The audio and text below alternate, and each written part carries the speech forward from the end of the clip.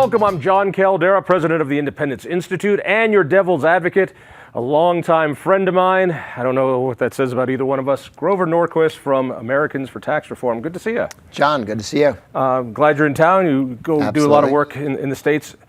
ATR took a big step. You guys work on taxes. That's the thing. Mm-hmm. Trump's tax cuts. We're now finally doing our taxes, first time now with the new tax code. Simpler, my tax form is smaller. How big is this? It's a very big deal. 90% of Americans got a tax cut. That's good. If you make $73,000 a year, family of four, your taxes are cut in half by $2,000 tax cut. So you're telling me I got to get remarried and have a couple kids? That's it, and you're all set. But so it's lower taxes.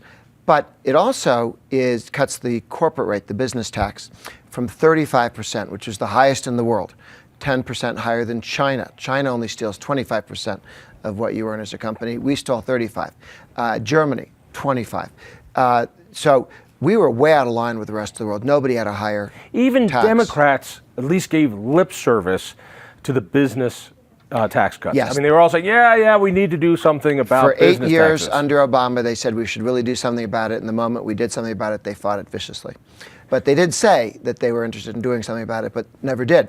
What we did do was take it at 21%. We wanted to go to 15. We got 21. 21's not as good as 15, but it's a lot lower than 35. We are now competitive worldwide, competitive with China, with Germany, with Europe. And it is a huge shift because we got about $700 billion of American corporate assets that flowed back into the United States last year. It's amazing how many people don't get this, which is, why would any company stay here if you could go and put your headquarters in Ireland and give yourself a 20% increase in your income? You have a responsibility to your shareholders. You have to do that. And even if you didn't want to, some European company could buy you. Right. And move you. And that happened with hundreds of companies up until Trump solved the problem by taking our rate lower than others. Talk to you about something I didn't like it when George W. did his tax cuts. I didn't like it when Trump did these tax cuts, is that in contrast to Reagan took this bizarre system, brought it finally down to 3 tax brackets. Yep. Here it is. Here's 15, 20, 25, I think that, or no, 28 was the highest. I'm trying to remember. 28, 15, 0. 28, 15, 0. Yep. All right. And every time in order to sell a tax cut, whether it was W's, which was really mild, or Trump's, which was substantial, you had to convolute the income tax rate for individuals even more and to make it even more progressive. I worry about this in the long term because flatter taxes are better taxes, and progressive taxes are easier to manipulate. You're quite right, and it's very unfortunate. And people don't understand how popular flat taxes are. I'm originally from Massachusetts. Sorry about that. Yeah, well, then I moved to the United States. But back then, when I lived in Massachusetts, and today, they have a flat rate. It's about 5.25%. It's by constitution a flat rate. So is the Illinois rate. The 9 states that have 0%, that's a flat rate tax too. Flat rate taxes actually are fairly popular. They stick around 5 times Massachusetts. The liberals, the big spending advocates in Massachusetts, have put on the ballot as an initiative or a referred question, let's go to a graduated income tax. And year 1, we're only going to tax the Kennedy kids. Right. But in Massachusetts, people understand that if the Kennedy kids get their taxes raised in year 1, years 2, 3, 4, 5, and 6, they come for everybody else. People get that if everyone pays the same rate, then the government, the politicians talking to you, have to face everyone at once. Obama, and before him Clinton, said we're only going to tax the 1 or 2 top percent. Right. So the rest of you might want to leave the room. It's not going to be pleasant in here, but we're only mauling 1 or 2%. So who cares, right? But of course, when they do that, both Clinton and Obama came back for the middle class immediately thereafter. So then, I guess, to push on it then, is it a mistake when W did it and now when Trump did it to make our income tax brackets more progressive, even though he lowers them? I would argue, yes. The challenge is we had a razor-thin margin in the Senate, not the House, but in the Senate. We were doing many, many things. All it takes 1 or 2 senators to sit over in a corner and sulk, and you got nothing. So there were a lot of concessions made. That's why starting with something as radical as 15 was a good stepping point, because with McCain and others, they were going to give away stuff to the Democrats. How, I mean, I'm trying to remember. Yeah. The business tax is now permanent. Permanent. But the tax on individuals is only 10 years. That's good for 10 years. Why is that? Well, two things. Because you had to, quote unquote, pay for long-term the business tax with other tax changes, so it would be deficit neutral going out in the future. The tax cuts for individuals, at least in a static model, lose revenue. And we also know that once people get used to lower rates and more simpler taxes, if a Democrat comes into power in the future, he or she is still going to have to continue those individual rates, as Obama did.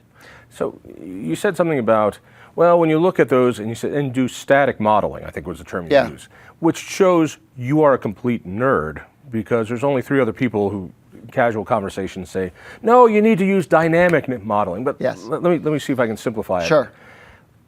When we cut certain taxes, we often get more tax revenue. People don't quite get that.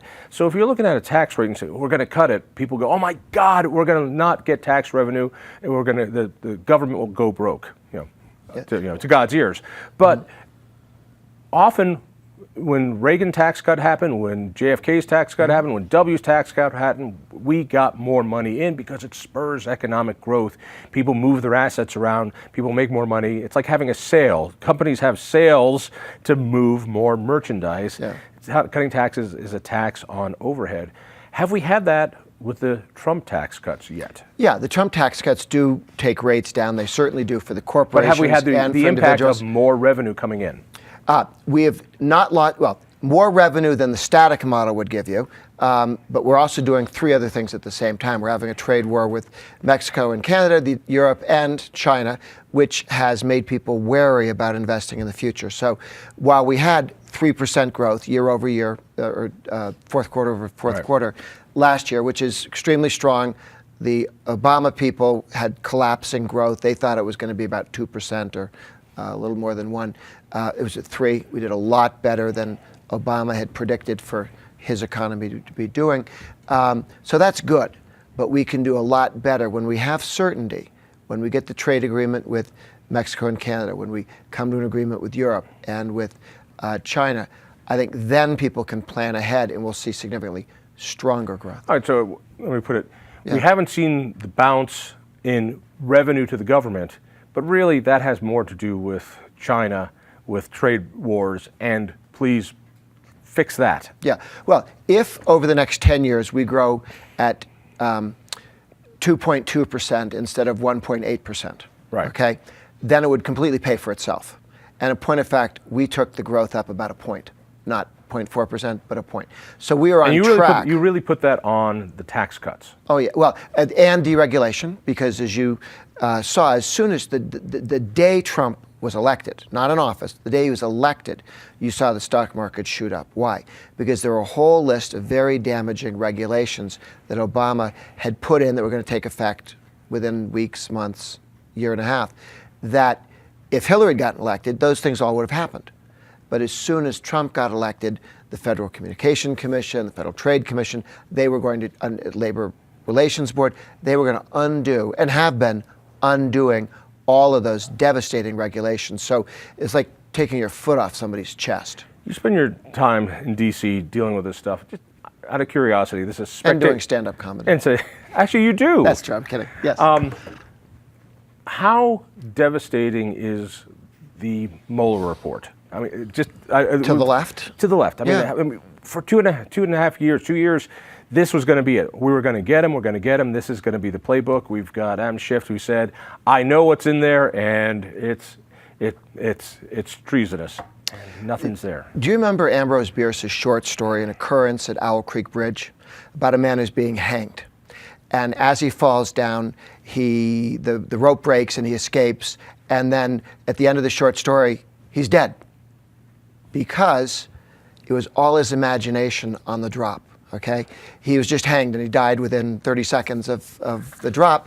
But there's this whole short story that goes on for pages and pages about this escape and everything in his mind about what was happening and how he was going to get himself home. And the Democrats spent 675 days in that drop going, we're going to run against this crippled president. Trump is finished. He's over. And then, what? It's over. Does that mean he gets reelected? It means it's possible that he gets reelected. I think both the economic growth helps Trump. The fact that the Democrats spent no time picking a president. They got 16 people. They were all over the map. You got a whole bunch of goofballs running. And Richard Nixon was running behind. Watch out. One of those goofballs is Colorado's goofball Hickenlooper. Colorado makes perfectly fine goofballs for export or domestic consumption. But what you do have is 16 people. They weren't focused. Nixon was polling behind until they picked McGovern. Okay, so one of the dangers is the balls bounce and they don't spend the right time picking somebody really good. Two, whoever they pick is saddled with OAC's policies. The world believes that everything that Cortez, the congresswoman from New York, says is the Democrats' modern policy. It doesn't help the Democrats that so many of their candidates have said, I'm with her. Yes, I'm for the Green New Deal and $97 trillion, $94 trillion in higher taxes and regulations and all sorts of really crazy stuff. The Democrats thought they could do that because they thought they were running against a guy in a wheelchair who has already been beaten to death by Mueller, and they were just going to step over him to the presidency. That isn't happening. And when you look at the growth that we're seeing among blue-collar workers, for the first time in a long time, lower-income people are getting more growth in their wages than higher-income people.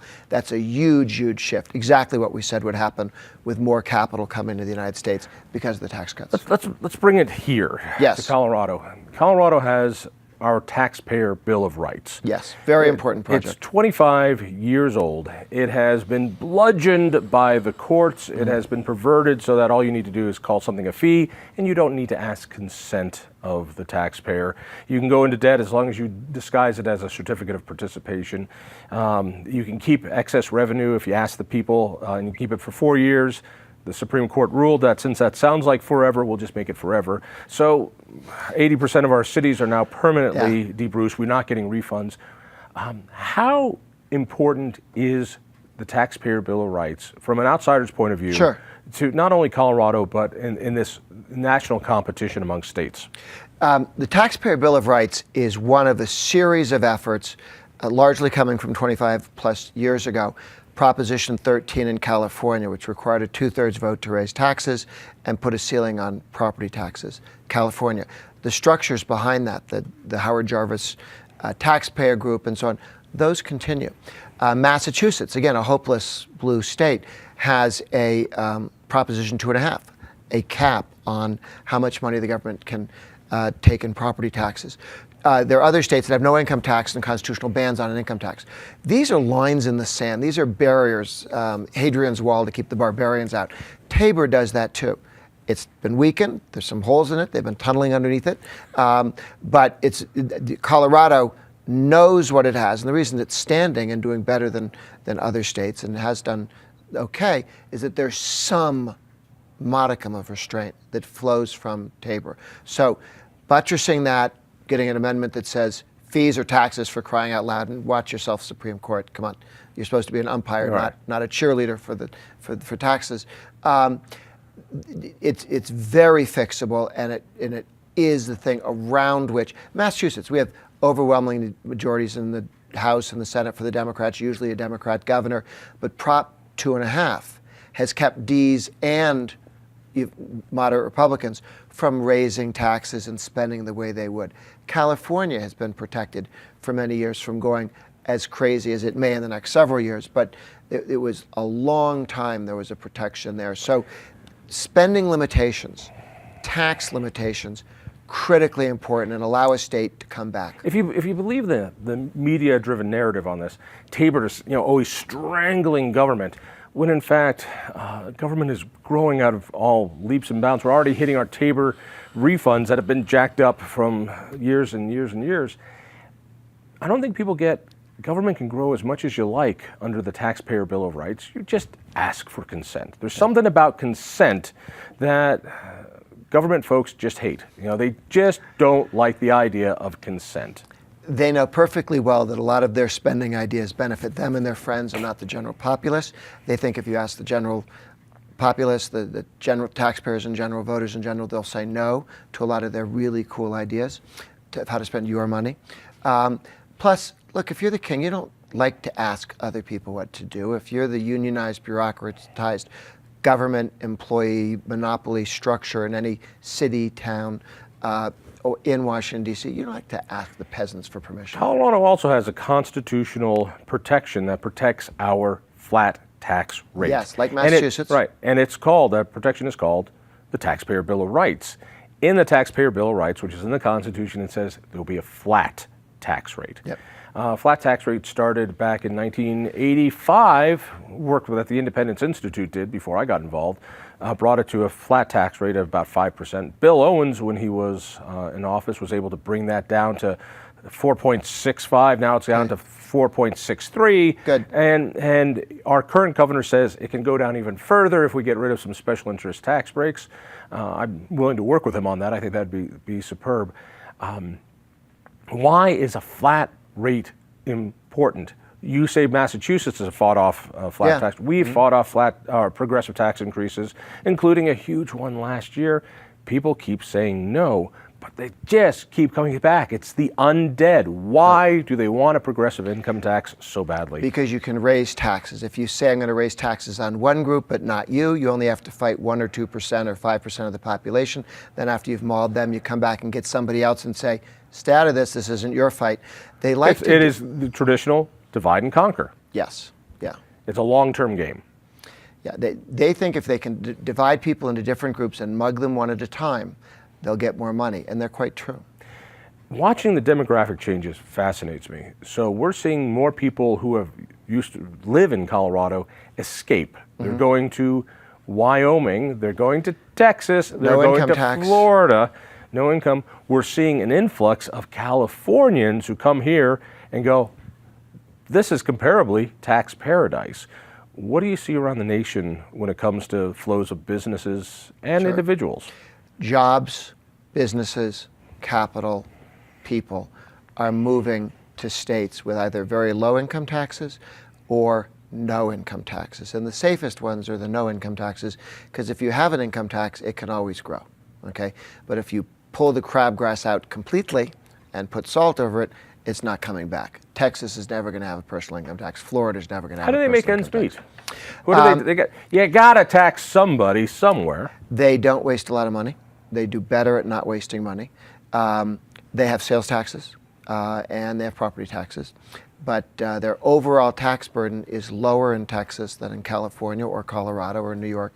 And you don't have to raise taxes if you've got billions, literally billions of dollars moving into Florida every year of income, and tens of thousands of people moving in who are all working.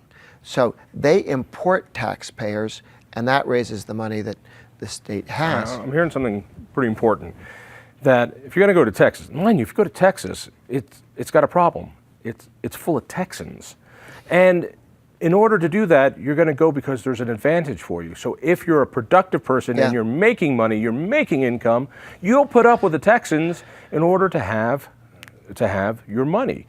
But if you're not making money, are you going to go to Texas? Have you been to Texas?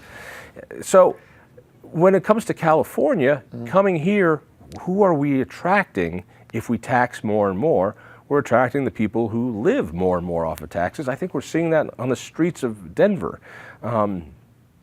It becomes a place where people come for benefits. Well, and you including see this, what our governor wants to be Medicare for all.